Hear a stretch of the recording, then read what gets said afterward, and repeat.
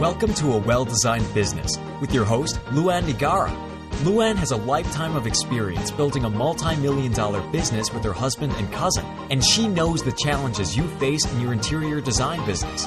Luann brings you real-life answers to your most pressing problems, as well as practical strategies to explode your interior design business. So, let's get to the business of interior design. Hi, welcome to another episode of A Well-Designed Business. It's Power Talk Friday. I have Ashley Faulkes with me, and we are going to be talking about SEO. But first, I want to let you know that today's show is sponsored by FreshBooks. And I have a quick question for you. If you could reclaim up to 192 hours a year of your precious time, would you do it? Our friends at FreshBook, who make ridiculously easy-to-use cloud accounting software for creatives just like us, are the ones who are asking you this question. Because they say by simplifying tasks like invoicing, tracking expenses, and getting paid online, FreshBooks has drastically reduced the time it takes for over 10 million people to deal with their paperwork. And if that's not enough incentive, the FreshBooks platform has been rebuilt from the ground up. They've taken simplicity and speed to an entirely new level, and they've added powerful new features. And by the way, if you're doing the math, 192 hours works out to be 2 working days per month. I mean, 2 extra days a month. I would love that. Wouldn't you love that? So when tax time does roll around, you'll find tidy summaries of your expense reports, your invoice details, your sales tax summaries, and a whole lot more. So if you are a designer listening to this and you haven't tried FreshBooks yet, now would be the time to try. FreshBooks is offering an unrestricted 30-day free trial for listeners of the podcast. Go to freshbooks.com/Luann and enter a well-designed business podcast in How Did You Hear About Us section. And if you are wondering a little bit more information about FreshBooks, please go back to episode 265. I interviewed Julie Kerr from FreshBooks. She's a marketing communication specialist, and we really went through all the features and benefits of FreshBooks and how it could really be utilized in a very tangible way for your interior design firm. Okay, let me introduce you to Ashley.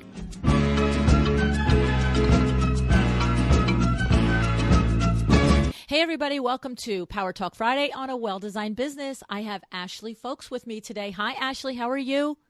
Hey, great to be here. Yeah, so everybody listen to me. Ashley is the CEO of Lemmings, and what he does is he creates WordPress websites, and he's an SEO expert, which is one of the big reasons why I invited Ashley onto the show, because I know a lot of us are out there, trying to wade through, should we blog? Why do we blog? How do we blog? Did we do the whole blog and then it's not SEO anyway? So this is a topic that I find that we can't get enough information on. So let me give you a little bit of background on Ashley.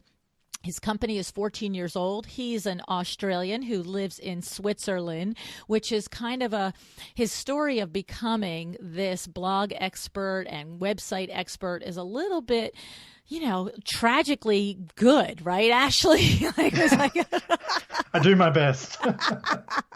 So, he's there in Switzerland, and I'm just going to give him a little bit of the backstory on that. You went skiing. It was the last run of the day. I'm a skier. That last run of the day, Ashley, I have such compassion for you. I read that you really didn't want to do the last run, but as we all know, on the big mountains, you got to take 3 runs to get across to the parking lot where your car is, and you break your leg on that last run, right? Yeah, that's the thing. I usually catch the lift down because I know I'm done before the last run. Yeah. So, and my friend said, "No, the car's not there. It's over there. We have to ski." And I said, "Oh no!" And then of course, I just slipped. It was such a ridiculous accident, but the consequences were quite nasty. But yeah, that's 37 places your leg was broken. I read. Yeah, it exploded. Pretty much, it twisted, so it was like I call that a spiral chills fracture. Up my back. Are you yeah, kidding me? I didn't even feel it actually. So don't worry too much about it. But, no way. Yeah, the aftermath was quite nasty. I had to sit for 2 days or lie for 2 days in hospital while I think the surgeons were preparing and they had other stuff to do and they weren't working on the weekend, and then on the Monday they had to prepare. So I had to just suffer through the 3 days of not being able to move pretty much. And but afterwards it was good. They did a great job. So wait a second. Wait, you come in there with a leg shattered, 37 breaks, and they're like, "We're on holiday till Monday." Come on. Well, that's Europe. That's Europe for you. Oh my god, that's beyond comprehension. That is beyond What's even crazier comprehension. was the nurse said to me, "Oh, do you want to go to the bathroom? Just you're allowed to go. The surgeon said you can go." And I'm like, "Are you kidding me? I can't move, let alone stand up. I mean, I'm in agony here." So yeah, it was pretty funny. But That's yeah, they did a great job, and lucky I waited because I got the head surgeon in the end, and he is apparently, I found out since from other people who've had similar kinds of things happen. Yeah, one of the best in the area, and my physio, who has tons of experience with such things, said, "Oh my God, I've never seen such an amazing result for such a wow. crazy accident." So I was lucky. I was very lucky. That is crazy. Oh my god, that's beyond comprehension for me. Holy moly. But anyway, so the thing is though that this brought you to blogging, which brought you to this whole new endeavor for you, and you turned out to be like really good at it, right? And became good at it by teaching and getting education and everything else, right? Yeah, it's always good to have an impetus to change your life, right? So that was mine. Okay. All right. So let's get into this whole SEO and website creation and stuff. One of the first things that it's on my mind is I have recently been hearing about Squarespace and WordPress, and I have to say this whole thing, this whole discussion, I always liken it to when I bring my car into the mechanic and I say to him, "There's a noise," and he's like, "What kind of noise?" And I describe the noise, and then the next day I get this phone call. "Well, it's the this and the that and the other thing, and it's going to be $495." And you just like have no way of basing his opinion on anything that you can evaluate it against to say, did I get a good, and what are you going to do? Take your broken car around to 20 car dealers and car mechanics to see if they all agree it's the same broken thing for $495. So I sort of feel like that's what happens with websites. It's like, this one says this is important for SEO. This one says that's not important. This one says Squarespace is good. This one says that, WordPress is not good. So tell us a little bit, just the beginning on your opinion and what is the difference between a Squarespace site and a WordPress site? Well, the main thing with these two kind of website providers, if we can call them that, because they're actually quite different beasts in the end. I mean, Wix and Yes, Squarespace Wix too, and right. these kind of guys. I mean, I'm constantly bombarded by what's her name, Carly Kloss, and her ad on YouTube. But anyway, trying to get me to do a Wix website. It's like, yes, Carly, you've created a Wix website. That's great. Anyway, can I watch my video now? These kind of website things are pretty much cookie cutter, bare minimum. Easy to do, they look great, but they're very limited in what they can provide you. So if all you're after is a kind of a run-of-the-mill website just to get up and running, you've just started your business, you don't have time or money or resources or inclination to go down the whole building your own website thing, then they're not a bad option. I mean, they'll get you going. The problem is they're very limited in what you can do to them after you've done that. So you might have 2 or 3 pages with your contact details and your services and your homepage and what have you.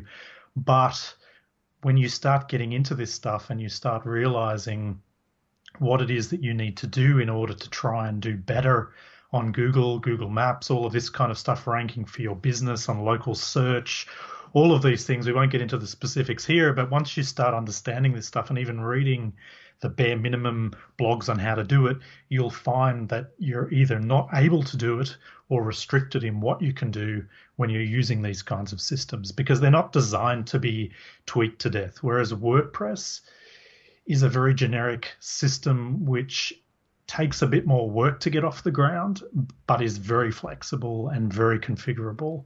So you can do almost anything to it, including adding what they call plugins, which are kind of extensions which enable you to do things like improve your SEO, get found on Google, create a newsletter, all of these kinds of things you can add to WordPress very easily. Squarespace, yeah, it wasn't meant to be like that, and neither was Wix. So these guys will sell it to you as an awesome thing, and it is great as a really quick way to get online. But just bear in mind, once you do that, you'll probably get stuck at some point, especially once you realize you need to do stuff online to get found these days. Okay. So if I were to give the benefit of the doubt, and if I were to really hear what you said in there at one point was, if you're starting out and if you don't have a big budget. So in that regard, if I am fairly new to launching my business and, I don't have deep pockets, a Squarespace or a Wix is better than a nothing, correct? But less expensive than a WordPress. Well, actually, you can even go really cheap with WordPress. It's just potentially a little bit more research to get yourself off the ground. Okay. You can buy yourself a cheap theme, which is the look and feel of the website, and bang something out relatively easily, but it's not as simple as Wix and Squarespace. So it's a little bit more work, but often it's worth, if you've got the time and not the money, I would potentially think about it.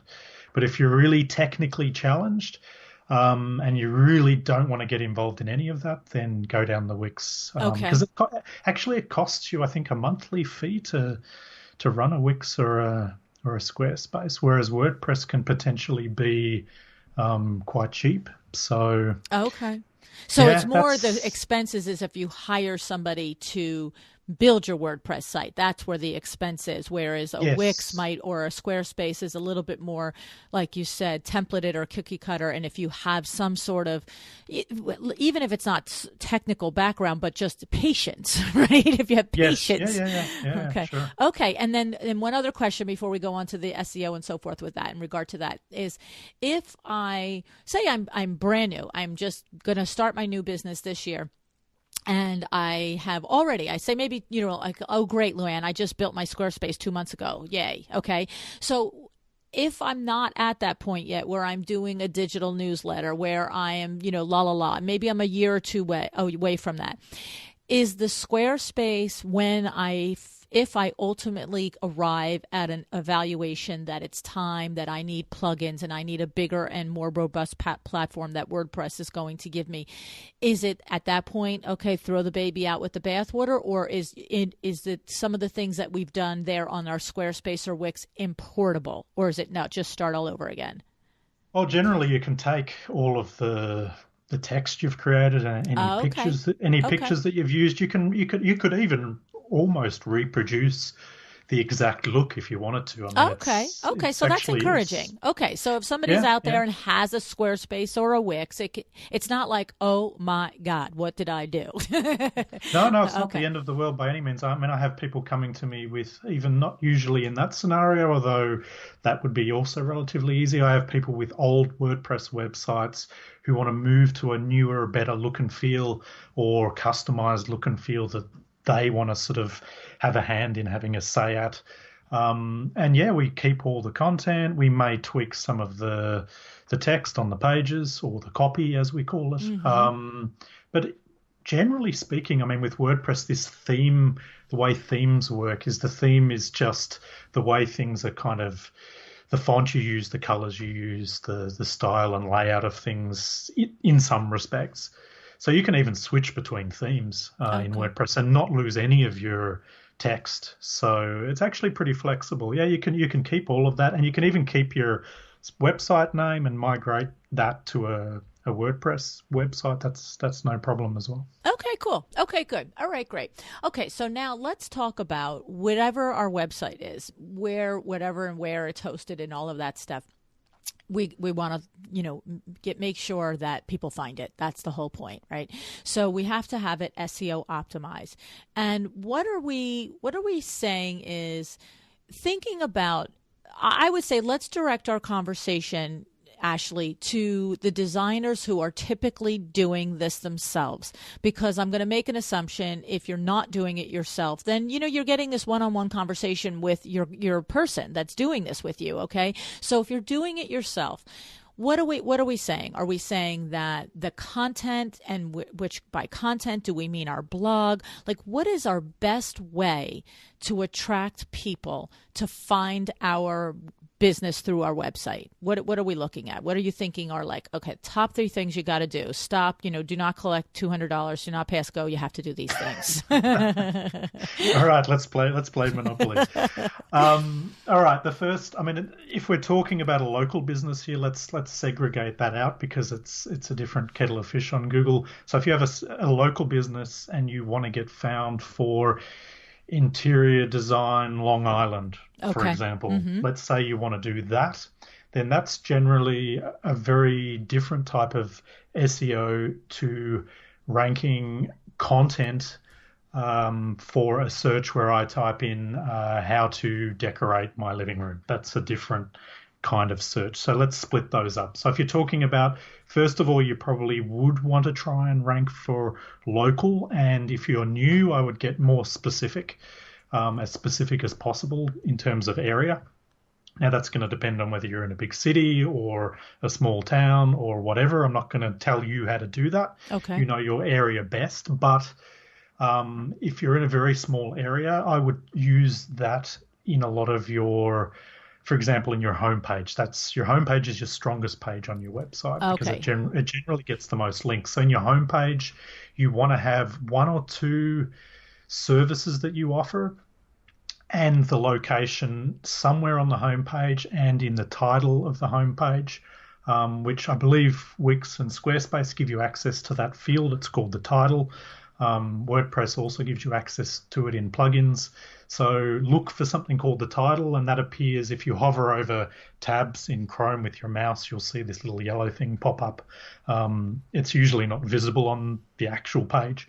So you want to get in there, for example, interior design and interior decorating. Say you do both those things. Okay. Long Island, New York. And you're talking about something we're not seeing on the homepage. Let me just clarify what you're saying. Yes, so the title tag is something that Google reads, so it's very important, but it's not something that users see a lot unless you hover over the tab. It's generally the thing that appears in the tab. You can even see some of the text if the tab's big enough. Depends on your browser. But so you want that in there generally, and also potentially mentioned once or twice on the page, on your homepage, your main services mentioned and your location. I would even put your location and address in your footer so that it's on every page if possible. And when you say those additional mentions, now you're talking about in the context, in the copy. Yeah, so as you're rolling down the homepage, you would talk about what it is you do and what it is you offer, and I would mention your main services there. You may have them split into 3 boxes with links leading to specific service pages. That's a typical layout of a homepage these days, or you can even have it in a paragraph.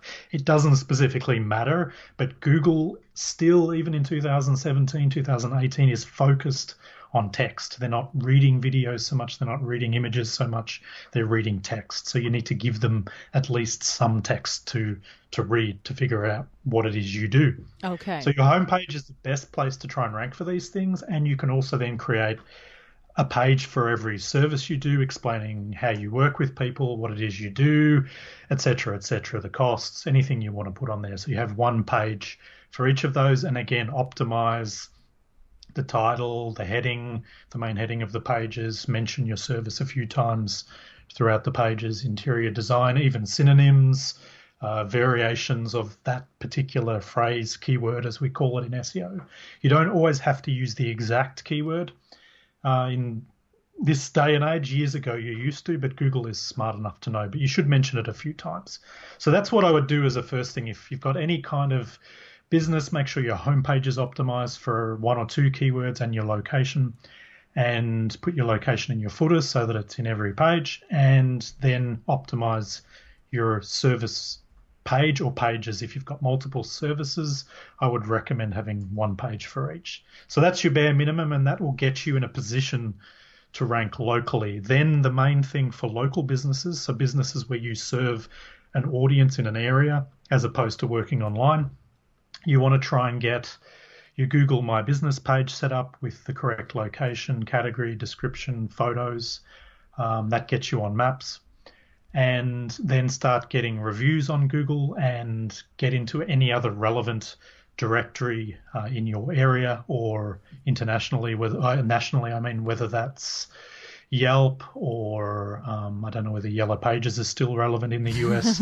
It doesn't exist here in Switzerland, but we have localsearch.ch, which is the main search engine in Switzerland for businesses. So you want to figure out what's the most relevant search engines for businesses online. I mean, do you know any off the top of your head? I mean, well, you've got I'm Yelp. thinking, yes, we have obviously Yelp and Google, and I'm also thinking industry specific is houzz.com, HOUZZ.com. And I feel like I've been told many times that that's a good backlink. So I know, like for WindowWorks, my primary business, if you do window treatments, whatever, Essex County, window treatments, New Jersey or whatever, my site will come up, but also the houzz.com site will come up. Yes, because they rank very highly. So Right. you will come up with, it's like LinkedIn, my name comes up on my website, but LinkedIn probably outranks me for my name because they're more powerful. So and go that's for good, anything, right? That's all good industry. stuff. Yeah. I mean, it gets you found one way or another. It's not a bad thing. And you just got to make sure if you can to get a link or a reference to your website within some of these sites. Get reviews.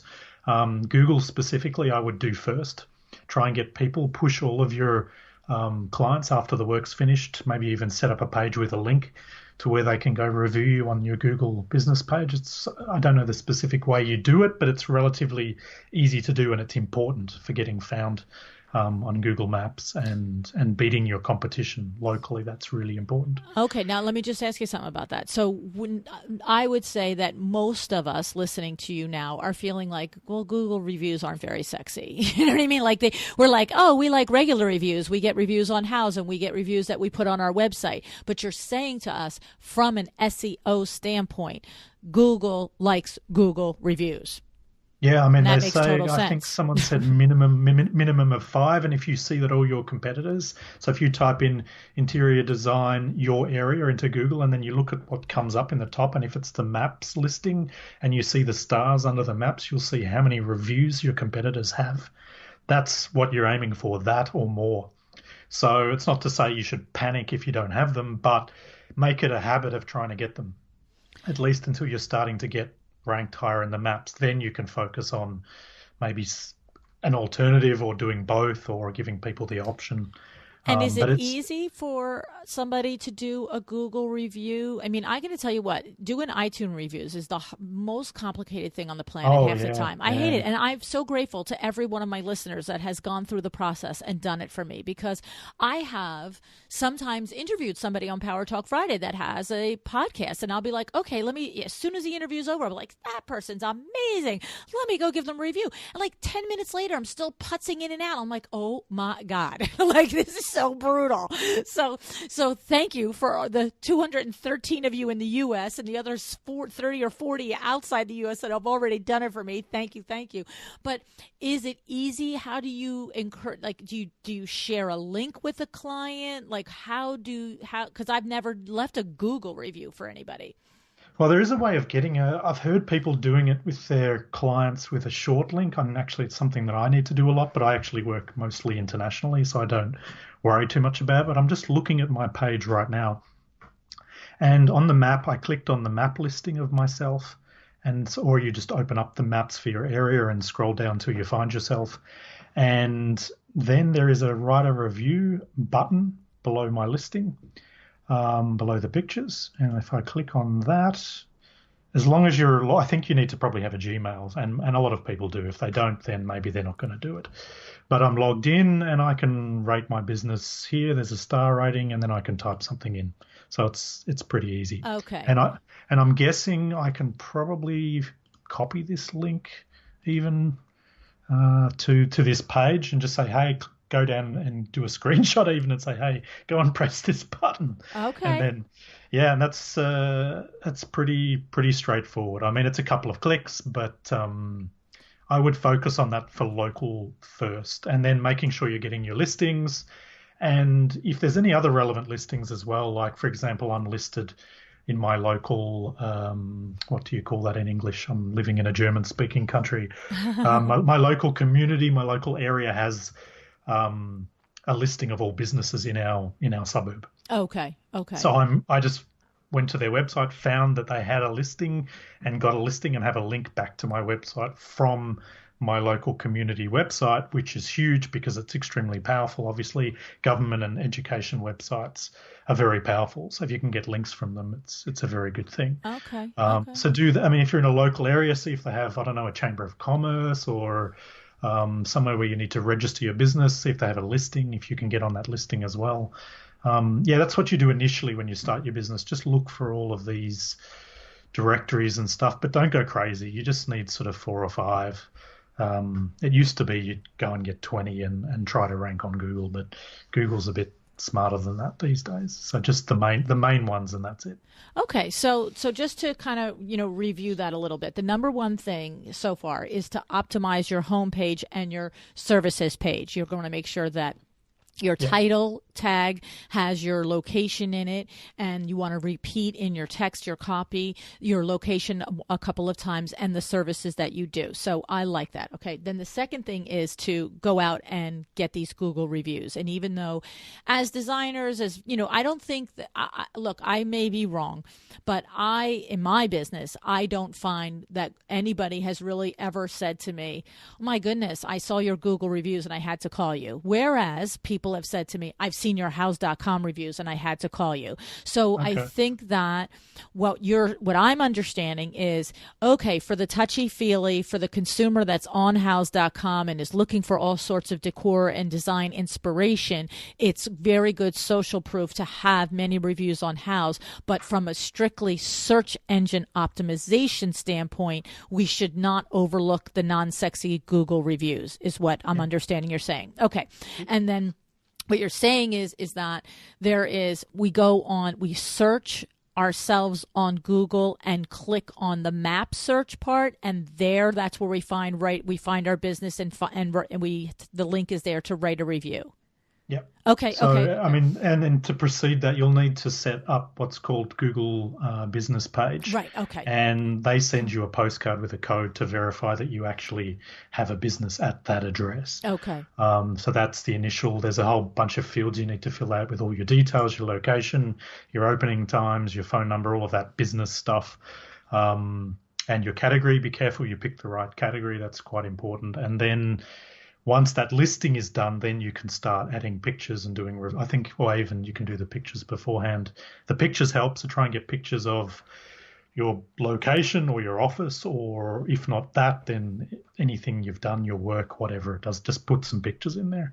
And then you can add the reviews once it's a verified location. Okay. Okay. And, we've gone through the process of doing that. Now that you say it, I recall waiting for the postcard and yada, yada. But then I just dropped the ball after that. It's like, okay, we have a Google Place thing. I didn't now take the next step of actively asking my clients to review me on Google. And I just want to remind everybody listening that recently, I think it was just a couple of weeks ago, was episode 258. Lisa Escobar was on the show. She's an interior designer from Las Vegas. And we talked about how she gets reviews. Now, we didn't talk about it in relation to Google. We talked about it in typical fashion for the design industry in relation to house.com. But I said to her, how do you get all of your clients to review you? And she said that we all understand the asking on the back end, but she asks them in the beginning. She says to them when she's signing the contract with them, she has it right in her contract. And as she goes through the different agreements that they have in place with the contract, she says, and when the project is completed, I will ask you to review me on house.com.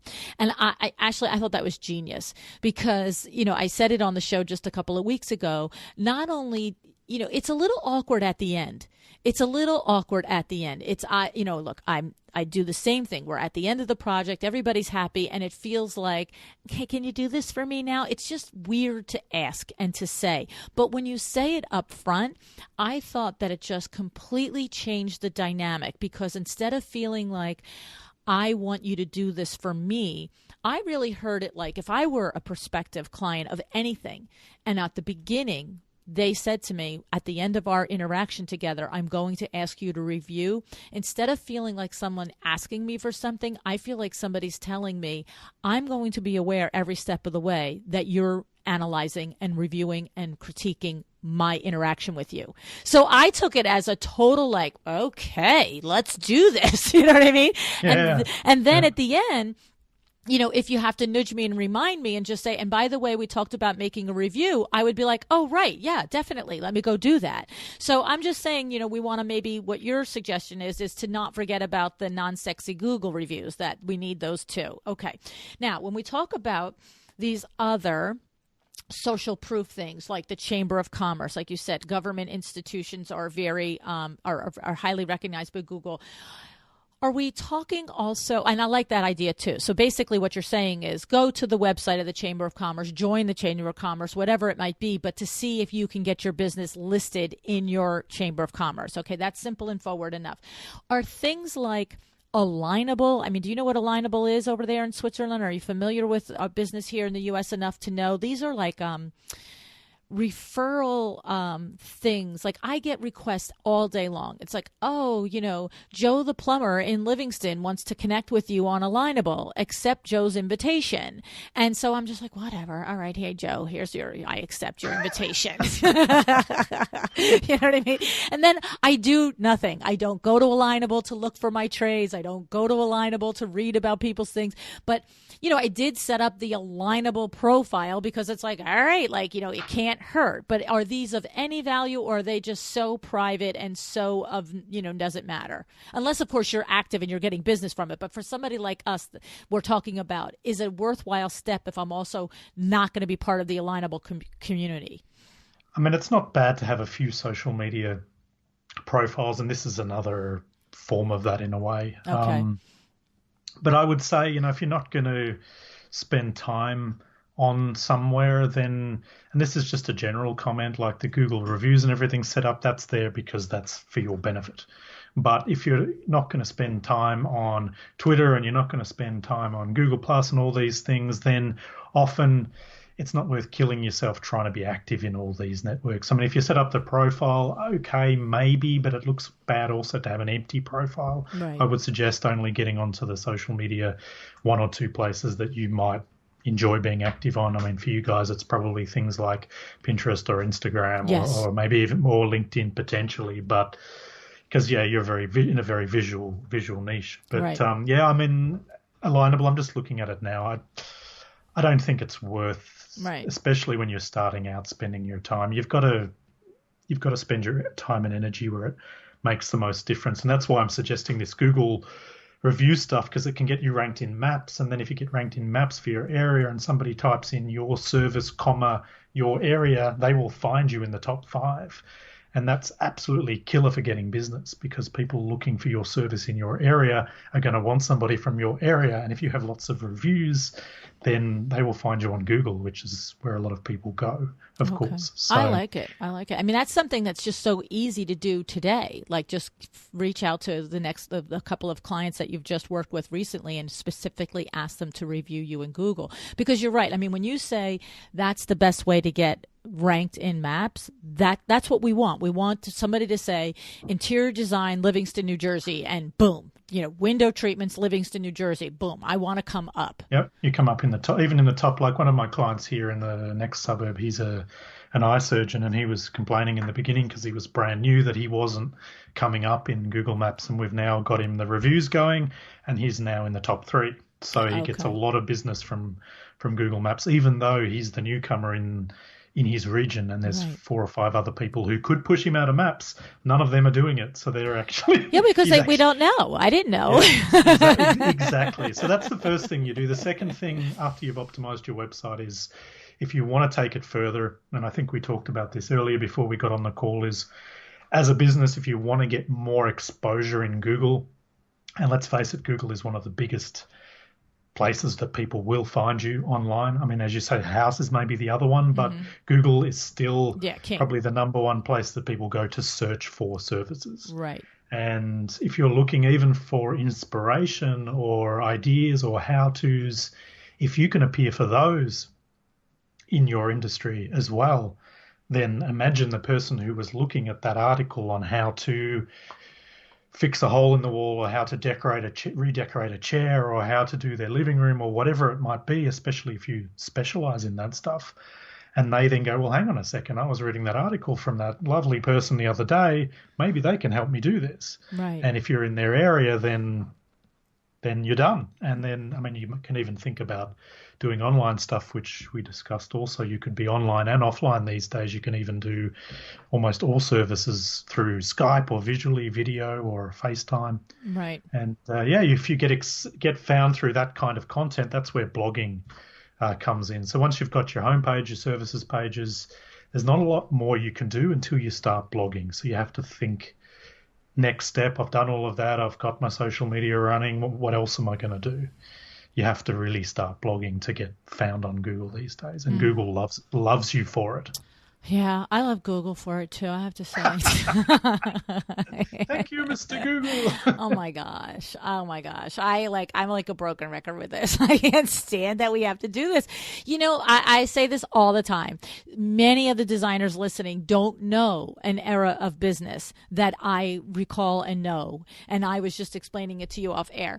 You know, when we opened Window Works, these were the things that we had to do. We had to put an ad in our local newspaper. We had to have ads in the yellow pages, and we had to do coupon mailers. And we always did the fourth and extra step was actually walk neighbor to neighbor, door to door, and put a door hanger on people's doors. Those were the four things that we had to do. And here was the really cool thing. The first three things took 1 hour every quarter to do. Do you know what I mean? You sat with your advertising rep for the paper. You sat with your advertising rep for Yellow Pages. You sat with your advertising rep for the coupon mailer. You sat with them 1 hour, 4 times a year, revised it for according to season, and you were done. And then, you know what? I love to do the door knockers because I love to run. So I would, do that 2 mornings a week and run around a neighborhood and put door knockers on and then go home, shower, and go to work at 11 o'clock in the morning. It was awesome. Now it's like, okay, let me write a blog post, or let me pay somebody to write a blog post, or let me do that. It's like I sell window treatments. It's frustrating. Yeah. Especially because, look, there are people. Look, our industry is creative. I share this. If I actually sit down and zone in on it, I like to write. But that's just it. I could get lost in it. And in the coaching that I do with interior designers, a lot of times I'm like, okay, did you put your head down 4 hours later and come up and you were lost in a creative thing on Pinterest? Where was the money-making part of that?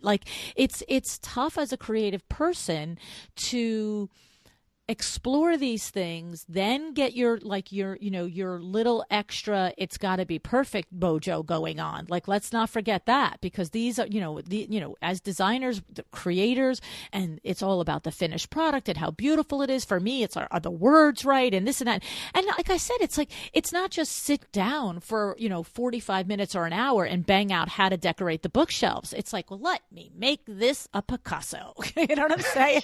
Yeah, I get frustrated too, and you have to. This is where the ROI comes into it. You have to actually think a little bit business oriented before you go into it and say to yourself, okay, well, what's the biggest bang for my buck that I can be doing right now? Which is why I said, avoid this, avoid that. If it's not worth doing, don't do it. Right. And get on a schedule for social media. Use some automation tools, all of this kind of stuff. And for blog post writing, what I actually have said to people in the past, and I was actually helping a lady in England for a while doing some stuff on jewelry, which is, again, totally not my thing. But she said, okay, I want to do posts that can rank related to the jewelry that I'm selling. And I said, okay, well, let's find you some topics that you can actually rank on Google for. Because the problem is a lot of your competitors, or at least some of them, are already doing this stuff. And you may struggle to rank in Google for these kinds of topics. So there's 2 solutions. One is either to pick the low-hanging fruit, the easier to rank for topics that there's not a lot of competition for, or, as we were discussing earlier, to get local is another option and start writing either topics where you can somehow swing it a little bit locally, sort of make the topic local related, Or you go shoulder niche, which is like instead of interior design, you talk about maybe some of the trends in terms of styles that are used in the area, or anything you can think of to make it local specific and mentioning the location. Then often you'll get found on Google when someone's looking for that kind of stuff. Like my mum bought a house probably 15 years ago now, and she was into a really specific Californian bungalow style that we have in my hometown in Australia. And she was really hot on that, and she was looking on the web at all of this Californian bungalow stuff, especially related to her area. So she was probably typing in California bungalow and then the area she was going to buy a house in. Okay. So there's people doing that, and you can capture those kinds of people. The trick is to find out before you go and write the blog post whether or not there's any actual people searching for that topic. Rather than guessing, you can actually go and do some research ahead of time, which doesn't have to take a lot of time. But if you don't do it, then that blog post you're writing is potentially wasted time, because there might be 5 searches a year on that topic as opposed to 20 searches a month.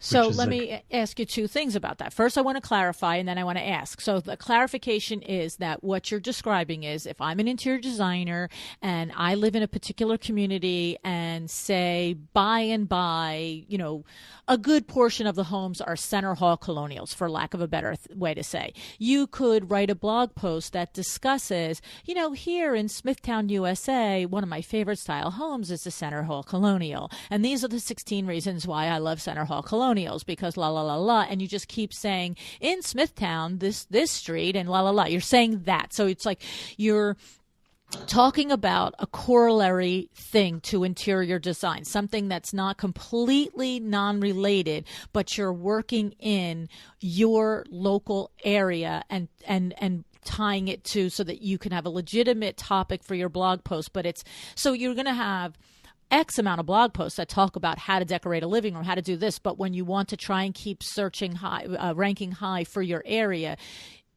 there's only so many ways you can say, I designed a house in Smithtown. I designed a house in Smithtown. So you talk about topics in Smithtown is what you're saying.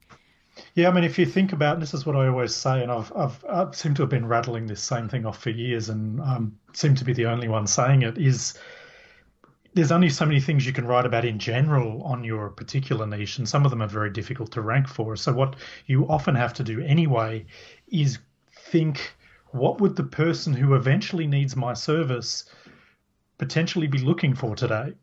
Maybe they're moving house. Maybe they're just got married and about to buy a house. Maybe then found a crack in the wall and need to repaint their living room. So start thinking, what leads a person to want to redecorate, or what would a person who is going to eventually redecorate, what would spur them onto that, or what would lead them to that in a few months' time, where I'm now becoming a part of their consciousness in regards to redecorating, because they've been reading all my articles, and you've led them to another article, and you've led them to another article. But the first article that got them there was, I'm moving house tomorrow. What's the quickest way to redecorate to sell my house? Or what's the quickest way to redecorate my new apartment without spending more than $100, or etc.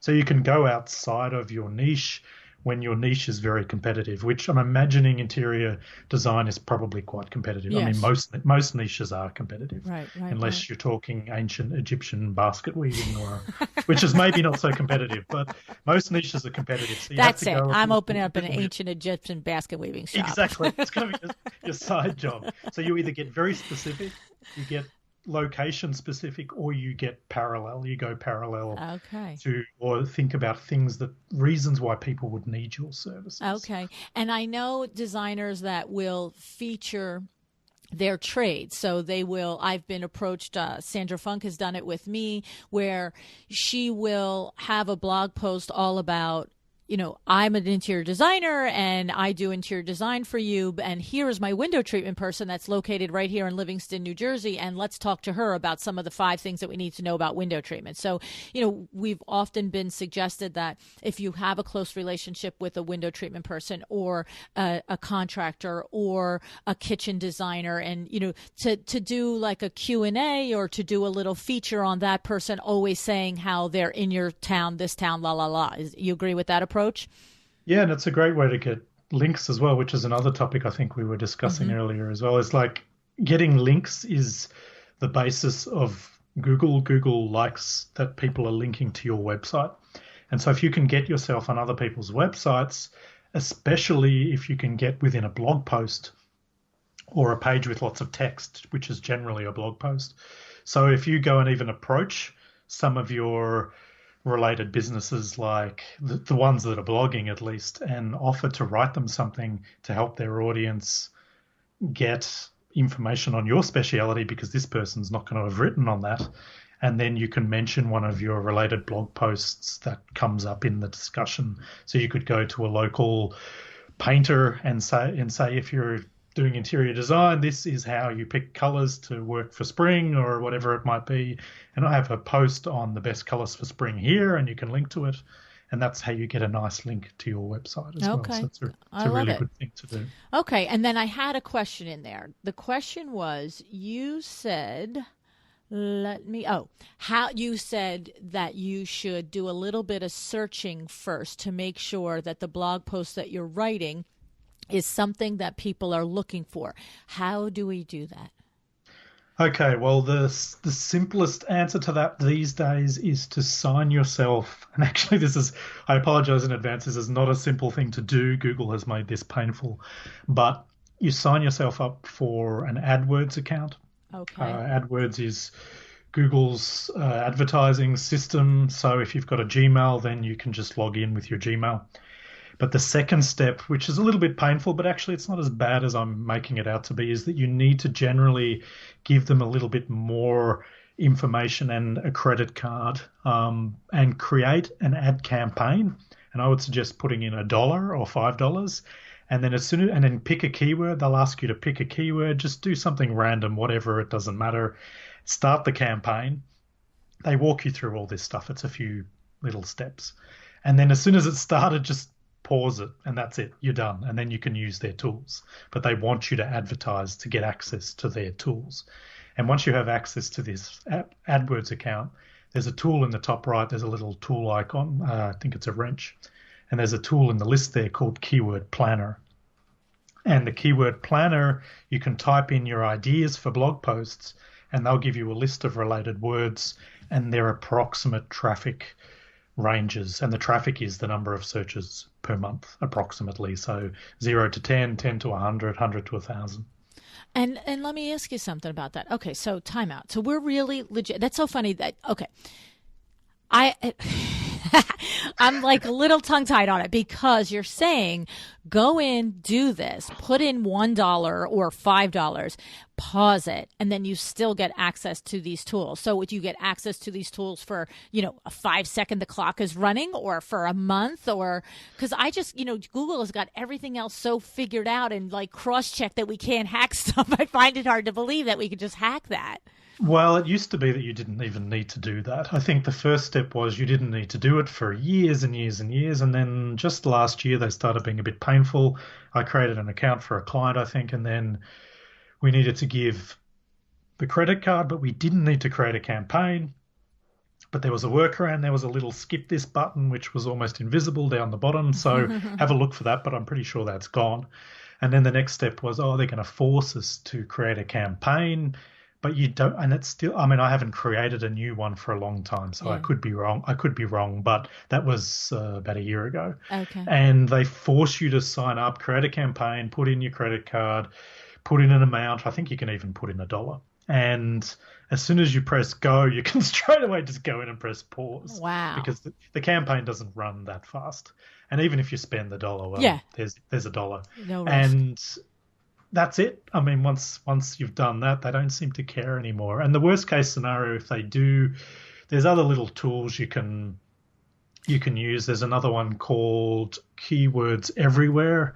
It's a plugin for the Chrome browser, and it will give you the numbers when you're looking in certain places. It'll give you the traffic numbers, but it's not something I would generally tell beginners to go doing. There's other tools out there that I use, but generally they're paid. It's very hard to do multiple searches in a session without paying money these days. And that's where it's helpful to have a web guy like yourself that you're working with, right? Yeah, so I mean, what I did to this client in England was she said, okay, I want to write some blog posts, just tell me what to write. And I said, okay, I'll go and do the research. I see. And I spend the hours doing the research, then I give her 3 topics.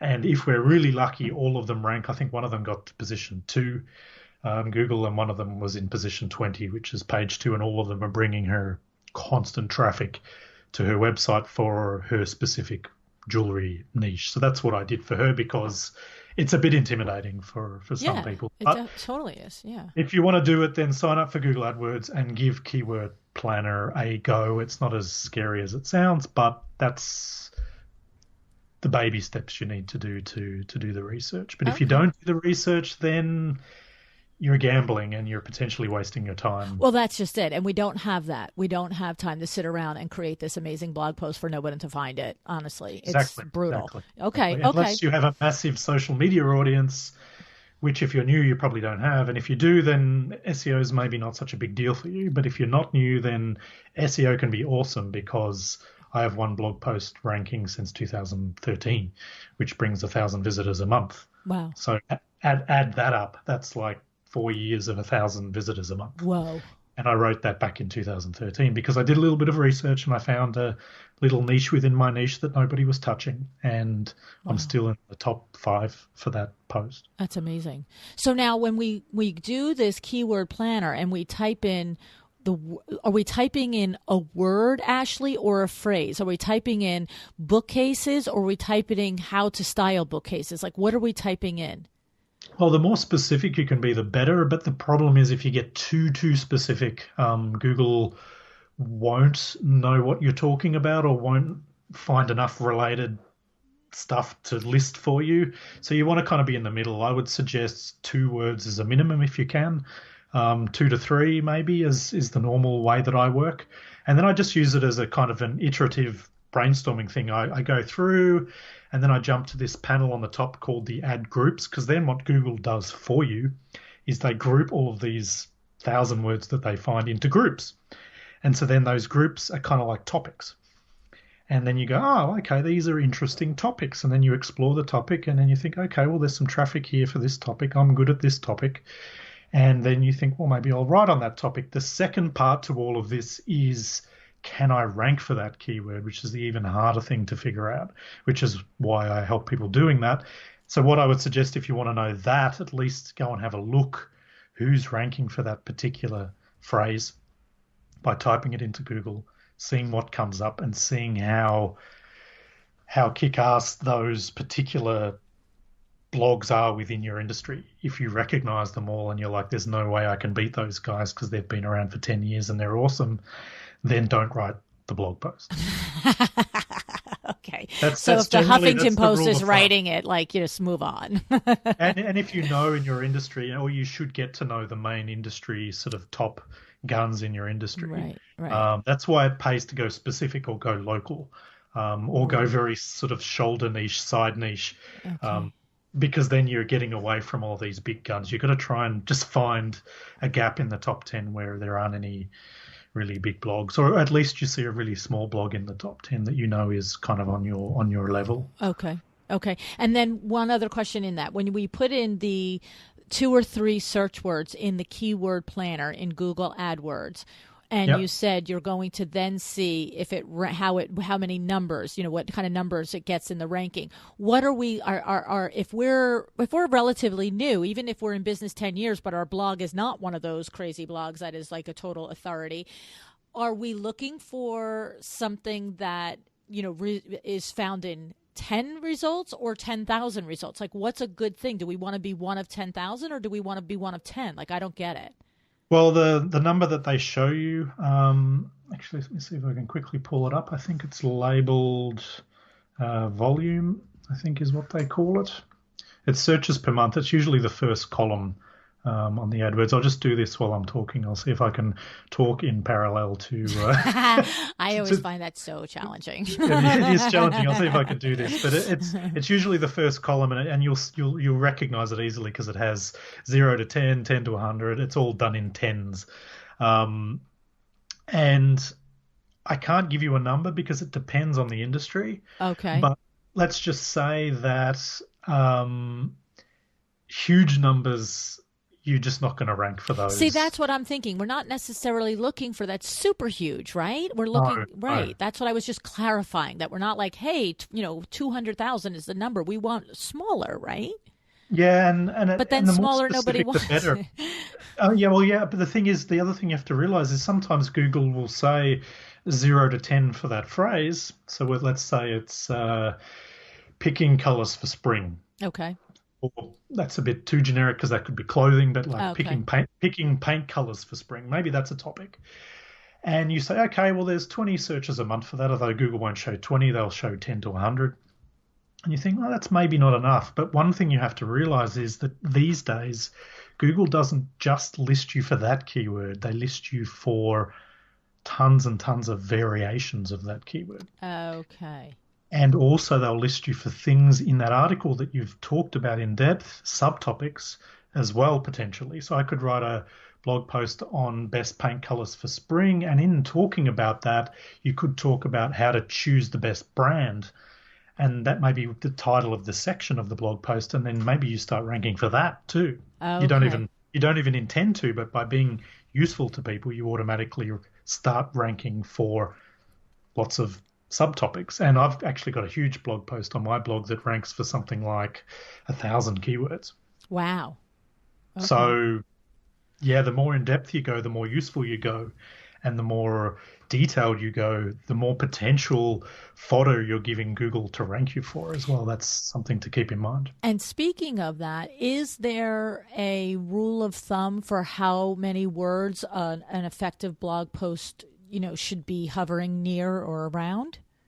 Yeah, I mean, while we were talking about that, we mentioned that earlier, like how often and how big and all that Yes. kind of stuff. I mean, the general answers to those are I would do a quick 5-minute check after you've found your keyword and see who's ranking so you can see whether you should waste your time. And while you're looking at those top 10 in Google, the first page, have a look at what the top 3 are doing. Have a look at what's in those blog posts or pages and see what they're talking about and see how much they've written.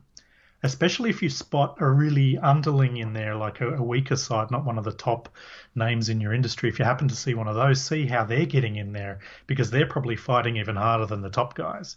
And try and do something similar to them because that's what Google is. Google's giving you a signal there and saying, hey, this kind of content is what we like to see. Okay. So do this. Whereas if everyone's only writing 200 words and you've written 1,000, then maybe you've done too much. You've overkilled. Okay, so you're kind of like seeing what the other guys are doing, and of course the reason you're being vague, not vague, but the reason you're describing it this way is because every industry could be different. So if I were, writing about architecture and how to do technical drawings, every article might be 2,000 words. But if I'm writing articles on how to create curb appeal, most articles that are ranking high might be 500 words. And that's what you're saying. It's like swim in your lane and see what the other people are doing that's successful. And then along those same lines, when you are looking at them, these other competitors or these other colleagues that are coming up, you're also saying go in and see. If they're writing a blog post once a week, then you probably want to think about doing that. If they're doing once a month, it's okay, or that's a whole other animal. The timing is not as big a deal either way. No, I think okay. being regular is good. Being consistent is good, and whatever that means to you, it's better to do a great job on a blog post and do one a month or one every 2 months. And do your research, do your keyword research, check your competitors, see that you can rank, and do a decent effort. And don't just churn out average post after average post that brings you no results. Okay, I like that. There's no point. Okay, I like that because the thing is we are busy and we have, homes to design and source and invoice and collect money on, okay? And so what you're saying is that don't put it in your head that you've got to do it every week or 2 to 3 times a week if the goal is to be found. If your goal is, I really love doing this and my goal is to teach people something, well then different story. Have at it, right? But if your goal is to just create some traffic to your website, then you are much better off doing a blog posts that you've taken some time in the keyword planner to search the topics. You have created content that is actually really well thought out and is instructional, and you have made sure that you have included information in it that puts it to your local area. And if you did that once every 6 weeks, that's better than doing nothing. And it's better than doing every week of like a 500-word post that has nothing in it. You know what? It's funny because it seems to me that some of I shouldn't say that they're the more popular blogs or more better producing. I don't really know that to be true, but I just feel like I often see blogs in design that are literally 1 to 2 sentences, picture, 1 to 2 sentences, picture, 1 to 2 sentences, picture. Now, from a standpoint of enjoyment, I like to read that blog post because I don't really have time to sit and read 9,000 words about the kitchen. It's like, hey, look at the way that this kitchen used to be dark cherry cabinets, and now we hired this awesome paint contractor, and now they're beautiful white cabinets and new hardware. But you're talking about minimal copy. So from a standpoint of enjoyment, that's nice. But is that producing anything from a standpoint of SEO? Well, I've seen some case studies done in SEO where, again, it's talking about see what Google thinks is worthy. And there may be some queries in Google, some searches that you type, the keywords as we call them, that produce 10 results that look like that. And if that's the case, then that's what you should do. Okay. If Google if Google thinks that answers the query and that's the best result that people are loving, like best fall colors is actually just a list of fall colors with examples, and they're not actually, there's not a lot you can write about that. I mean, what can you write about that? Right. Giving pictures is actually what people want to see. Yes. Okay. So it's not that you have to have 1,000 words of content. It actually is like what you said. It's if people are searching it and they then find it and click on it and like it, it's irrelevant. It's the whole thing is content, is what you're saying. It doesn't have to be words. And the pictures are. I mean, the words need to be at the very minimum in like the heading and the title, right, to tell Google what is the topic of this page, and then maybe a paragraph or whatever. But if you're seeing that everybody else is ranking, in general, it's mainly pictures that are on those posts, and sometimes pictures are better because, there's not a lot you can say, or they tell 1,000 words anyway. So, and I've seen case study after case study in the last few years coming out where people are saying, be careful to address the user's intent when they've done that search. The intent is, what are they looking for? What's the actual thing they're looking for when they type in that query in Google? Have a think about that and have a look at what Google thinks they want to see by what is the top 10 results. Okay. And that's going to give you an indication of what is the result that Google's trying to display. And if you write a 2,000-word post and everyone else's pictures, you might rank because you're different and Google wants to mix it up a bit. Sometimes that also happens. But if you think you can get to the top 10 because the top 10 is not a bunch of really top blogs and it's mostly pictures, then write a really shorter post with lots of examples and pictures. It's okay. Okay. It's my brain hurts. I'm just going to say. You're now an SEO expert. Oh my goodness. Okay. I have one last question for you. Sure. Okay, so everybody keeps telling us in the last year how by 2019 and definitely by 2020 that 80% of all of the searches that we do on the internet are going to result in a video, that we're going to now, instead of read a blog post article, that the Google is going to serve us up a video. What do you think about that? And what does that mean for us? Does that mean we should start to be sprinkling in? I noticed one of your blog posts, it was setting up a WordPress website blog. That's the title of your blog post. And I thought I noticed that right pretty much in the first paragraph or so, you say, if your thing isn't really reading, here's a video on this. So what is our deal with creating video content? And I know earlier in the conversation, you said that Google isn't really reading the words in video. So if we're creating video content, should we be putting transcript to it? Tell us a little bit about that before I let you go. Sure. Well, I don't know about this whole everything's going to be video thing because I've just started doing a lot of stuff on YouTube and even almost bi-weekly. So like 2 videos a week I've been producing, which has been quite a bit of effort for me. And I haven't been blogging so much as a result, and I've been just focusing on the Google channel. And a lot of people have sort of said to me, well, that's great, but I'd rather read a blog post. Yeah, see, I would too, personally. Yeah, I mean, you have to be really careful. It's the same with podcasts too. When I did a podcast, some people are like, oh, do you have a transcript?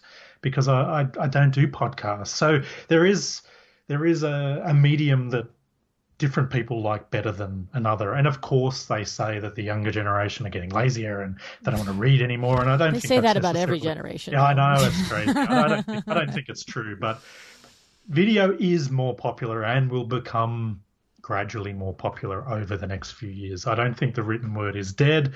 I don't think blog posts are dead. But if you want to try video or you prefer video, I think that's the bigger thing. It's like, don't force yourself to go out and create video if you hate video. Okay.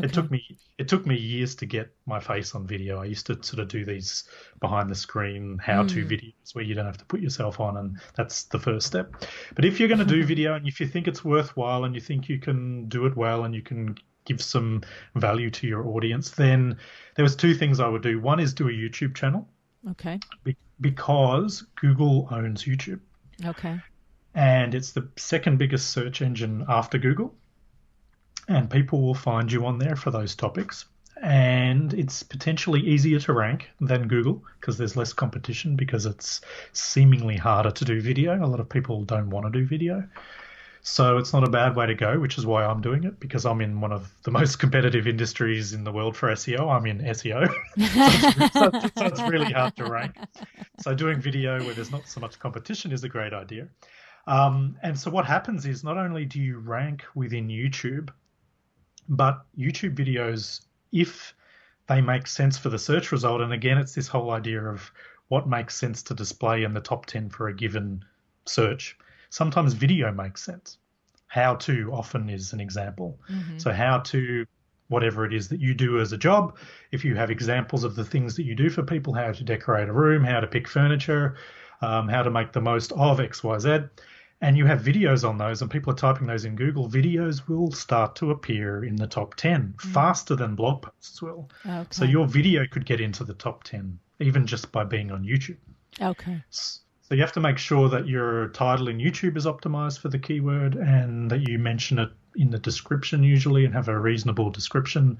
And then what you can do if you want to also double up, which is something that I need to take my own advice here. I haven't done this yet, but actually put the videos on your blog and either break them down into a shorter blog post or pay someone online. And it usually costs, I think, about $1 a minute.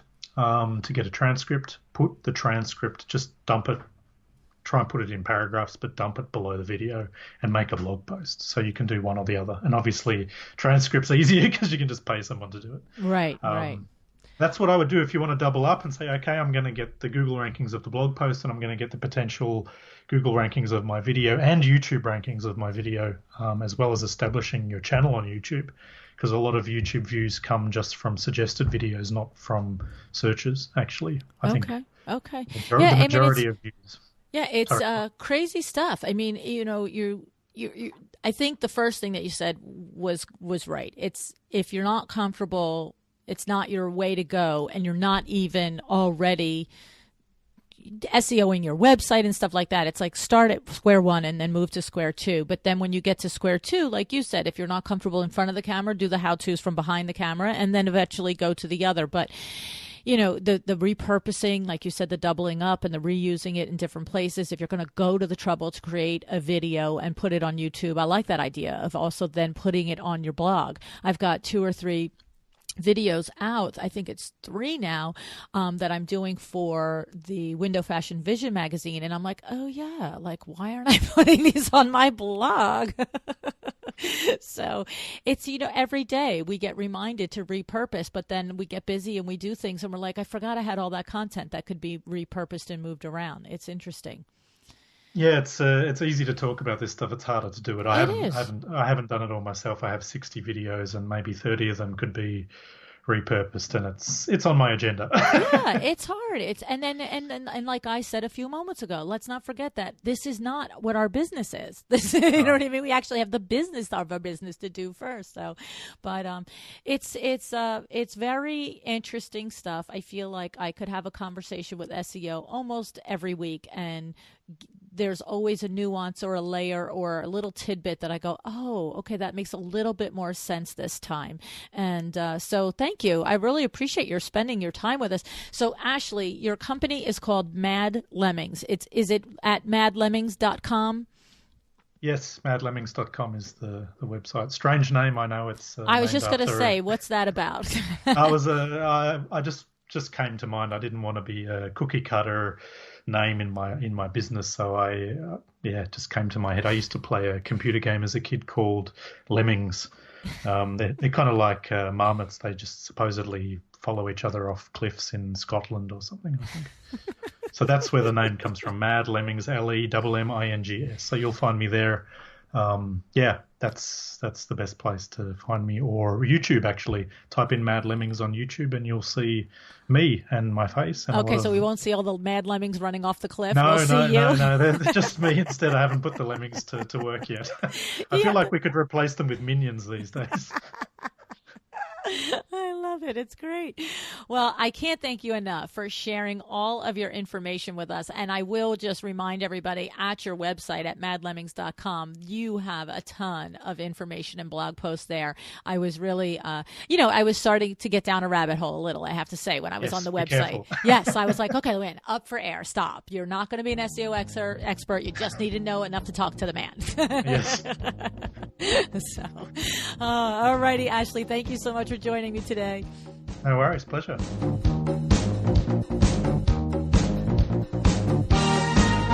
Thank you for joining me again today for another episode of A Well-Designed Business.